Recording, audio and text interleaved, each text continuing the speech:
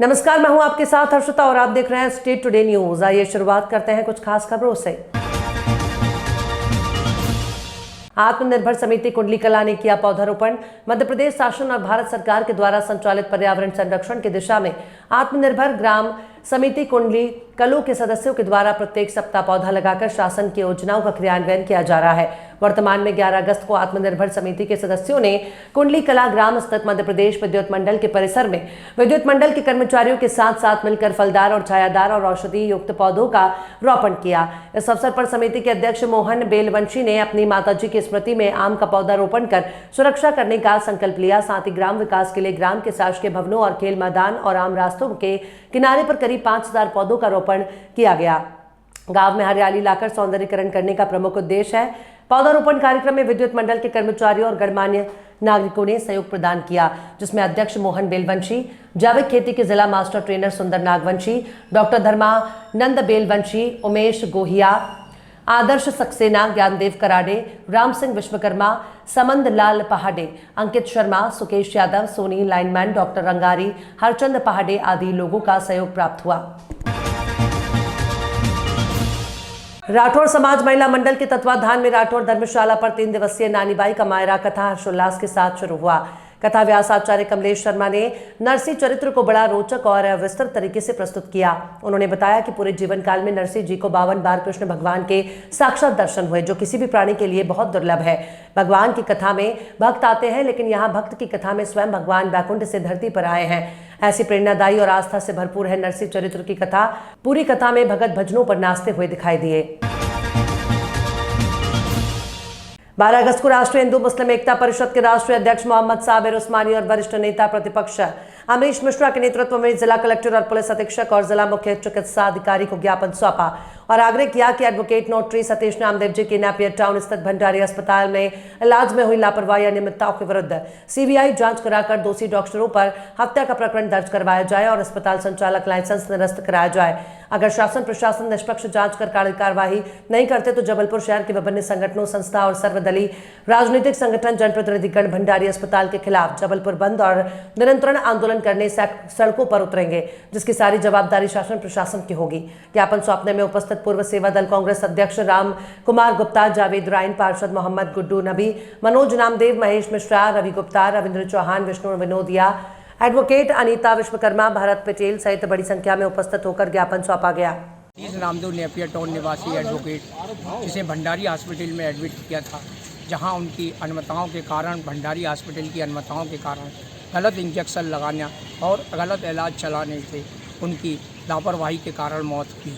परिवार ने यह ज्ञापन हमारे राष्ट्रीय हिंदू मुस्लिम एकता परिषद ने सौंपा है, तो पूर्ण विश्वास है कि पुलिस अधीक्षक महोदय ने तत्काल इस पर एक कमेटी बनाने का आश्वासन दिया है और न्याय मिलेगा, यही हम लोग आशा करते हैं। नहीं होती है कार्रवाई, तब नहीं होती है तो शहर की विभिन्न संस्थाएं जहां टूल पकड़ते जा रहा है, मानवता के रक्षा के लिए सब एकजुट हो जाएंगे और प्राइवेट हॉस्पिटलों की जो लापरवाहियाँ, अनियमितताएँ हैं और जिससे मौतें हो रही हैं, इसके खिलाफ हम लोग सड़कों पर आ जाएंगे। नाम बोल दें। मनोज नामदेव, शहर कांग्रेस महामंत्री। परिषद नई दिल्ली की ओर से ज्ञापन हमारे पूर्व दिवंगत सतीश नामदेव नोटरी जी की जो मृत्यु हुई थी उसकी न्यायिक जांच की मांग की है और हमने कहा एक कमेटी बनाई जाए जिसमें दूध का दूध, पानी का पानी। भंडारी हॉस्पिटल में उनकी मृत्यु हुई, जो पूरे परिवार को ये लग रहा है कि ये लापरवाही से हुई है, क्योंकि इलाज हुआ है हार्ट का और मृत्यु भी हुई बेरहम हेमरेज से।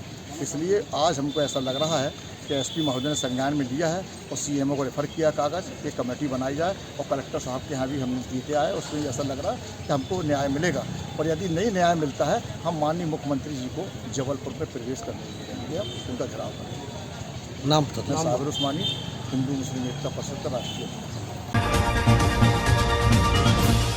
श्रावण के चौथे सोमवार के दिन चमरनी सिराली विधानसभा से भाजपा के पूर्व विधायक कुंवर संजय शाह अपने साथियों विजय सिंह सावनेर, सुनील दुबे, ब्रजेश रिछारिया, अतुल बरंगा, अंकित कनेरे के साथ भादुगांव गोमुख से ताप्ती का जल लेकर निकले। कावड़ियों ने जब जय बम के नारों के साथ भोलेनाथ के गानों पर नाचते गाते नजर आए।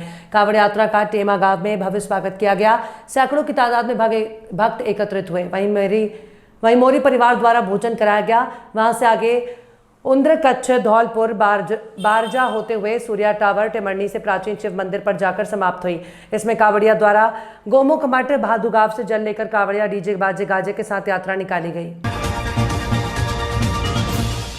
दिनांक 13 अगस्त 2024 प्रदेश मुख्यमंत्री के प्रदेश व्यापी निशा विरोधी अभियान के तहत जिला पुलिस अधीक्षक अंकित जायसवाल के कुशल निर्देशन सहित अतिरिक्त पुलिस अधीक्षक नवल सिंह सिसोदिया और एसडीओपी मनासा विमलेश वैके के मार्गदर्शन में थाना प्रभारी रामपुरा विकास पटेल के नेतृत्व में गठित टीम द्वारा मुखबिर की सूचना प्राप्त कर कार्रवाई करते हुए दिनांक 13 अगस्त 2024 को रामपुरा नगर के नीमच झालावाड़ मुख्य मार्ग पर स्थित लाला तलाई के पास आम रोड पर नाकाबंदी करते हुए ग्राम जन्नौत तरफ से एक अशोक लेलैंड कंपनी का लोडिंग वाहन की तलाशी ली गई। वहां चालक मौका पाते फरार हो गया। उक्त संदिग्ध वाहन की तलाशी लेते हुए वाहन में त्रिपाल के अंदर काले रंग के प्लास्टिक के कट्टों में भरा कुल 4 क्विंटल 80 किलोग्राम अवैध मादक पदार्थ डोडा चूरा मिला, जिसे विधिवत जब्त कर अज्ञात वाहन चालक के विरुद्ध थाना रामपुरा पर अपराध धारा 8/15 एनडीपीएस एक्ट पंजीबद्ध कर विवेचना में लिया गया। पौधारोपण कार्यक्रम दिनांक 11 अगस्त 2024 को पर्यावरण गतिविधि नारी शक्ति जिला सीधी द्वारा थान हवा टोला में देवेंद्र रेखा सिंह परिहार और अंजू माधव सिंह चौहान के यहां वृक्षारोपण किया गया। पौधों के संरक्षण और संवर्धन का शपथ भी दिलवाई गई। कार्यक्रम में 41 पौधों का रोपण करते हुए प्रकृति के संरक्षण का संदेश दिया गया। रोपित पौधों में फलदार छायादार औषधि वाले पौधे जैसे आम, आंवला, कटहल, अमरूद, बेल, शमी आदि रहे। कार्यक्रम में मातृ शक्तियों ने बढ़ चढ़ के भाग लिया। जिले की पर्यावरण संयोजिका संगीता सिंह के संयोजन में और किरण सिंह आयुष्मान कला समिति के सचिव अजीत द्विवेदी के साथ साथ गुड़िया पांडे, सुनीता सिंह, रेखा सिंह, गायत्री गुप्ता, गायत्री सिंह, आशा मिश्रा, प्राची मिश्रा, दीक्षा सिंह, निशा सिंह, दीप सिंह, प्रिया सिंह, ज्योति गुप्ता, पिंकी कुशवाहा, कुमारी केशु सिंह मौजूद रही। 15 अगस्त को 78वां स्वतंत्रता दिवस समारोह के अवसर पर पूर्व नेता प्रतिपक्ष विधायक चुरहट अजय सिंह राहुल भैया जवाहर कांग्रेस भवन सीधी में प्रातः 8:30 बजे ध्वजारोहण करेंगे। जिला कांग्रेस कमेटी के अध्यक्ष ज्ञान सिंह ने अपील करते हुए कहा कि 15 अगस्त को जवाहर कांग्रेस भवन सीधी में आयोजित स्वतंत्रता दिवस समारोह में कांग्रेस पार्टी के सभी वरिष्ठ नेतागण, पूर्व सांसद और पूर्व विधायक, जिला पंचायत के सदस्यगण, जनपद पंचायत के अध्यक्ष, उपाध्यक्ष और जनपद सदस्यगण, नगरीय निकायों के अध्यक्ष, उपाध्यक्ष और पार्षदगण, पूर्व अध्यक्षगण, जिला कांग्रेस कमेटी के पदाधिकारी, पूर्व पदाधिकारी, युवा कांग्रेस, महिला कांग्रेस, सेवा दल, एनएसयूआई के वर्तमान और पूर्व अध्यक्ष और पदाधिकारी, सभी सहयोगी संगठनों और प्रकोष्ठों के वर्तमान और पूर्व अध्यक्ष, पदाधिकारी, ब्लॉक मंडलम सेक्टर के अध्यक्षगण और पदाधिकारी और सभी बीएलए साथी सादर आमंत्रित हैं। भारत सरकार द्वारा निर्गत कार्यालय संकल्प HEW के अंतर्गत 21 जून से 4 अक्टूबर तक 100 दिन का विशेष जागरूकता अभियान का कार्यक्रम जिला प्रवेशन अधिकारी के निर्देशानुसार बेटी बचाओ बेटी पढ़ाओ योजना के अंतर्गत 100 डेज कैंप के अंतर्गत बेटी बचाओ बेटी पढ़ाओ सप्ताह थीम का आयोजन कंपोजिट उच्च प्राथमिक विद्यालय चौक नगर क्षेत्र बलिया पर आयोजित किया गया।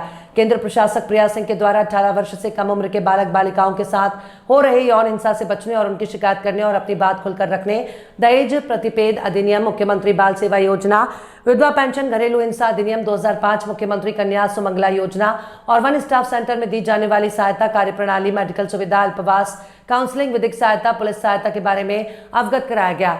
सरकार द्वारा संचालित हेल्पलाइन नंबरों से संबंधित टोल फ्री नंबर 181 1098 112 1090 1076 102 108 आदि नंबरों के बारे में अवगत कराया गया। इस अवसर पर ARP प्रधानाचार्य बैजंती माला, हर्षवर्धन, सविता ठाकुर और अध्यापक और छात्र छात्राएं उपस्थित रहे। श्यामपुर हर वर्ष की तरह इस वर्ष भी आज तिरंगा यात्रा का आयोजन रखा गया, जिसमें पीएम श्री प्रांगण में आने वाले कन्या शाला, बालक प्राथमिक शाला, माध्यमिक शाला सभी ने मिलकर बैंड के साथ में स्कूल प्रांगण में बस स्टैंड तक किलोमीटर लंबी यात्रा निकाली।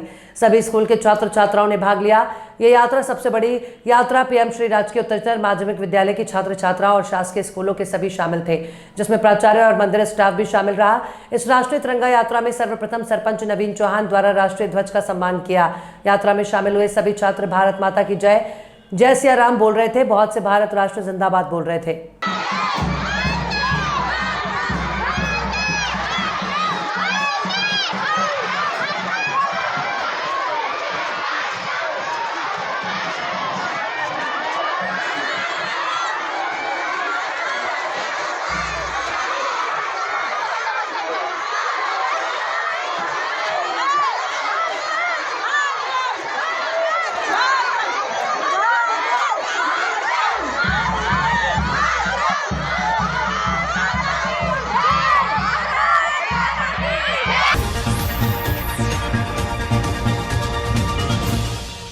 खोदी जा रही है पाइप के लिए लाइन नाली का, लोगों ने किया विरोध। 12 नंबर वार्ड वालों का कहना है कि हमारी रोड को बने हुए 1 वर्ष हुए, अगर आपने सड़क को दी तो ये बन नहीं पाएगी, इसलिए हमें पाइपलाइन की जरूरत नहीं है। जो पाइपलाइन डाली हुई है उसी में इस लाइन को जोड़ दिया जाए। वार्ड वालों और ठेकेदार के आदमी के साथ काफी गर्मागर्मी हुई।